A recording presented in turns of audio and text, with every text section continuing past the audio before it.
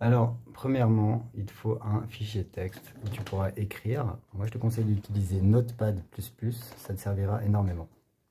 Donc voilà, il faut que tu aies ce fichier texte ouvert. Ensuite, tu te mets...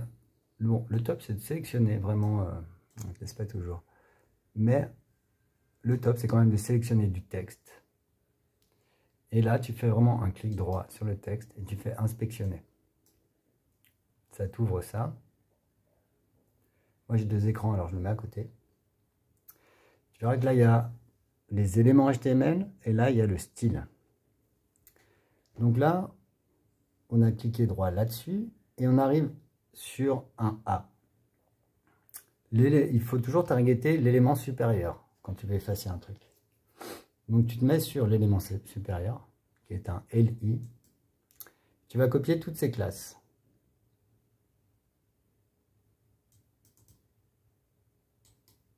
Tu double-cliques sur classe égale, ça va te sélectionner tout ce qu'il y a dans classe, et tu le copies. Ensuite, tu le colles dans ton fichier. Donc là, je me mets là. Voilà, les classes, en fait, elles sont séparées. Là, il y a plusieurs manières de faire. Mais parce qu'en fait, un élément, il a plusieurs classes. Et une classe, elle est séparée par un espace. Donc là, on voit bien que c'est le WooCommerce, My Account, Navigation Link, Stripe Connect. Ça va suffire à targeter l'élément qu'on veut effacer. C'est intuitif parce qu'on voit qu'il ne va pas y avoir deux éléments comme ça qui vont s'appeler pareil sur la page. Donc ça, je le copie. Et soit le CSS, tu le mets dans un thème enfant, soit tu le mets dans Settings ici. Je l'ouvre dans une nouvelle colonne. Ah, non, j'arrive pas là où je voulais. Normalement, il y a un lien depuis le front-end qui va directement dans Apparence, Personnalisable. C'est ça dont j'ai besoin. Parce que dans Apparence personnalisable, il y a toujours en dernier ici le CSS additionnel. Donc là, on voit que j'ai déjà rajouté pas mal de trucs.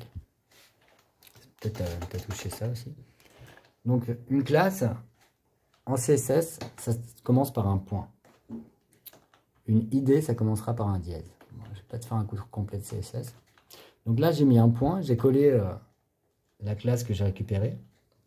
Et je mets une accolade ouvrante, une accolade fermante.